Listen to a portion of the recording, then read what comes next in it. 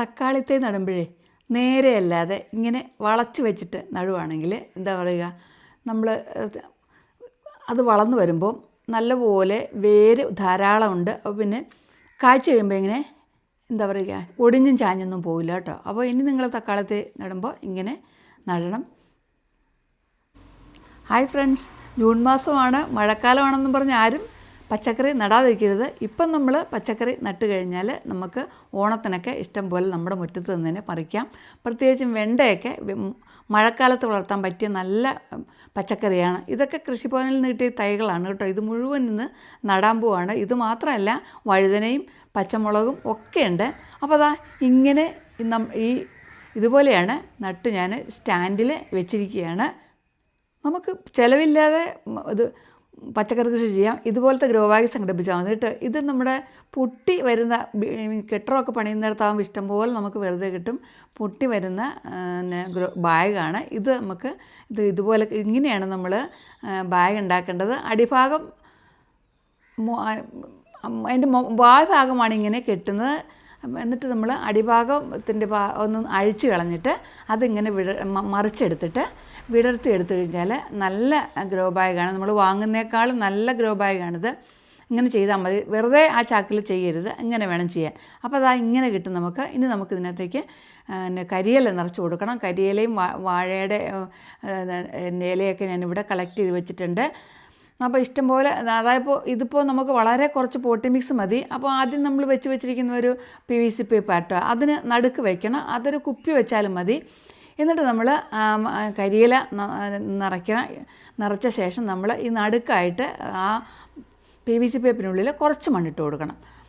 ഒരു കുറച്ച് മണ്ണ് മതി. അത് കഴിഞ്ഞ് നമ്മൾ അതങ്ങോട്ട് പൊക്കിയെടുക്കണം. പൊക്കിയെടുത്തിട്ട് ആ കുഴിയിലാണ് നമ്മൾ തൈ നടാൻ പോകുന്നത്.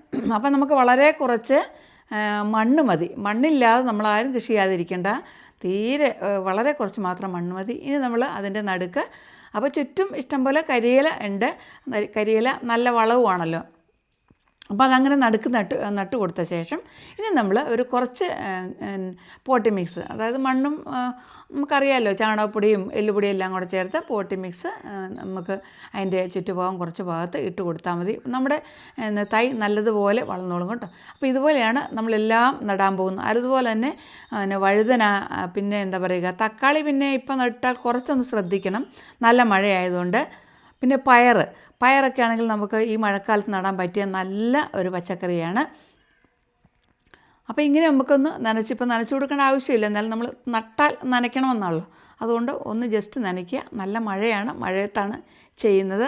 ഇത് നോക്കിയേ, ഈ ചാക്കിനകത്ത് ഞാൻ 2 തക്കാളി നട്ടിട്ടുണ്ട്. ഇതുപോലെ തന്നെ ഇങ്ങനെ ചെരിച്ച് വെച്ചിട്ടാണ് കേട്ടോ ചെയ്തിരിക്കുന്നത്.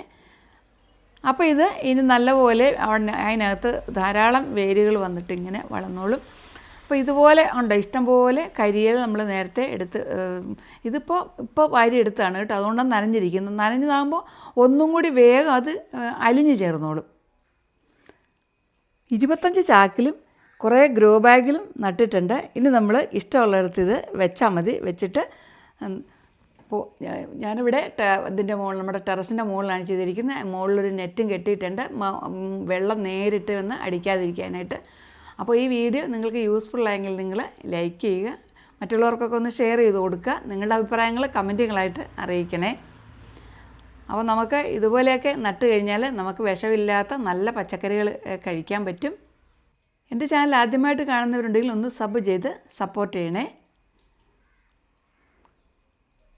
അപ്പോൾ ഇതുപോലെ നമുക്ക് ഇഷ്ടം പോലെ മുളകും അതുപോലെ തന്നെ വെണ്ടയ്ക്കായും ഒക്കെ നമുക്ക്, പിന്നെ കുമ്പളവും മത്ത ഒക്കെ ഈ മഴക്കാലത്ത് നടാൻ പറ്റിയ പച്ചക്കറികളാണ് കേട്ടോ. അപ്പോൾ അടുത്ത യൂസ്ഫുള്ളായ ഒരു വീഡിയോയുമായി വരുന്നത് വരെ എല്ലാവർക്കും